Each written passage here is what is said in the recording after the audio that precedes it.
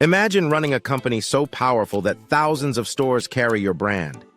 Every Friday night, millions of families walk through your doors. You dominate an entire industry. Then one day, a small startup offers to sell itself to you. You laugh at the idea. Years later, that same startup becomes one of the most powerful entertainment companies in the world. Your company? Almost completely gone.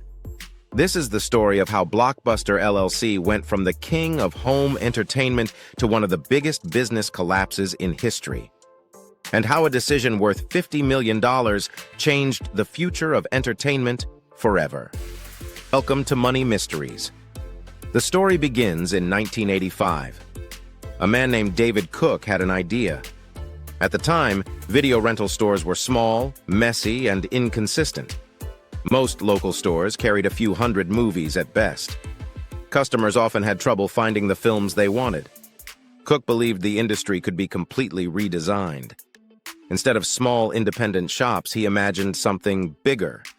A large, bright store filled with thousands of movies. Organized, professional, and easy for families to browse. That idea became Blockbuster. The first store opened in Dallas, Texas. It looked very different from the typical video store. Bright lighting, wide aisles, computerized inventory systems, thousands of VHS tapes available for rent. Customers could walk through the store and browse movies just like they would browse groceries in a supermarket. The concept worked immediately. Families loved the experience. Within just a few years, Blockbuster began expanding rapidly across the United States. But the real explosion came after a major media company stepped in. In 1987, Viacom acquired Blockbuster and began aggressively expanding the brand. Stores started appearing everywhere. Shopping centers, suburbs, cities across America. Throughout the 1990s, Blockbuster became the undisputed king of home entertainment. At its peak, the company operated more than 9,000 stores worldwide. It employed over 60,000 people. Millions of customers visited Blockbuster stores every single day. For an entire generation, Friday night meant a trip to Blockbuster. Families would walk through the aisles searching for something to watch. New releases were always the most popular section. Sometimes the movie you wanted was already rented out, and all that remained on the shelf was the empty display case. If you were lucky, a copy might be returned before closing time. But behind the scenes, another part of the business was quietly generating massive profits. Late fees. If customers returned a movie late, they had to pay an additional charge. And those charges added up. By the year 2000, late fees were generating hundreds of millions of dollars for Blockbuster every year. Customers hated them, but they were extremely profitable. Unfortunately for Blockbuster, that frustration would soon create an opportunity for someone else. In 1997, two entrepreneurs launched a small company in California. Their names were Reed Hastings and Mark Randolph. Their company was called Netflix. At the time, the idea sounded unusual. Instead of driving to a store to rent a movie, customers could order DVDs online. The movie would arrive by mail. When the customer finished watching it, they simply mailed it back. There were no late fees. You could keep the DVD as long as you wanted, then send it back whenever you were ready for the next one. Blockbuster executives did not see this as a serious threat. Why would anyone wait for a movie to arrive in the mail when they could simply drive to a store and pick one up instantly? But Netflix was building something much bigger than a DVD delivery service. It was building a technology company. Then came one of the most famous business meetings in history. In the year 2000, Netflix was struggling financially. So Reed Hastings approached Blockbuster with an offer. He proposed selling Netflix to Blockbuster for $50 million. Blockbuster executives reportedly laughed at the idea. To them, Netflix looked like a small internet experiment, not a serious competitor. They rejected the deal. At the time, it seemed like an easy decision. But history would prove otherwise, because the entertainment industry was about to change forever. Throughout the early 2000s, internet technology began improving rapidly.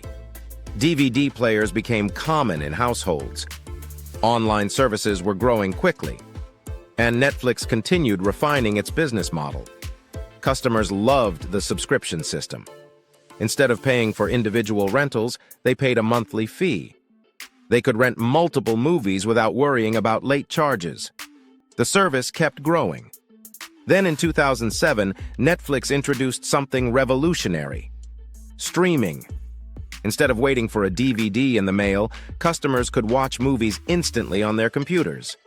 No stores, no discs, just click and watch. It was a completely new way to consume entertainment. Meanwhile, Blockbuster was struggling to adapt. The company eventually launched its own DVD by mail service. It even removed late fees. But by that point, the business was already under enormous pressure. Blockbuster had built its empire on physical retail stores, and those stores came with massive costs: rent, staff, utilities, inventory. Netflix didn't have any of those expenses. While Blockbuster was maintaining thousands of retail locations, Netflix was investing in technology. The gap between the two companies kept growing. Customers were slowly abandoning physical rentals. Streaming was simply more convenient. By 2010, the situation had become impossible to ignore. Revenue was falling. Debt was rising. Stores were closing. That same year, Blockbuster LLC filed for Chapter 11 bankruptcy protection. The once unstoppable empire had collapsed. Within a few years, nearly every Blockbuster location around the world disappeared. The company that once dominated global entertainment had been replaced by a digital platform. But the story does have one final twist. Today, only one Blockbuster store remains. It is located in Bend. The store has become something of a tourist attraction. People travel from all over the world just to visit it. A small reminder of a time when watching a movie meant leaving the house and browsing shelves filled with plastic cases. The fall of Blockbuster teaches a powerful lesson about business. Being the biggest company in the world does not guarantee survival. Sometimes the greatest threat comes from the smallest competitors, the ones that seem easy to ignore. Blockbuster had the customers, the brand, the stores, and the money. But it failed to recognize how quickly technology was changing the world. Meanwhile, Netflix embraced that change and built the future of entertainment. And today, Netflix is worth hundreds of billions of dollars, all because of an idea that Blockbuster once laughed at. And that's another mystery of money. If you enjoyed this story, subscribe to Money Mysteries for more videos about the biggest business wins, failures, and secrets. Because in the world of business, the next big opportunity might look like a joke, until it changes everything.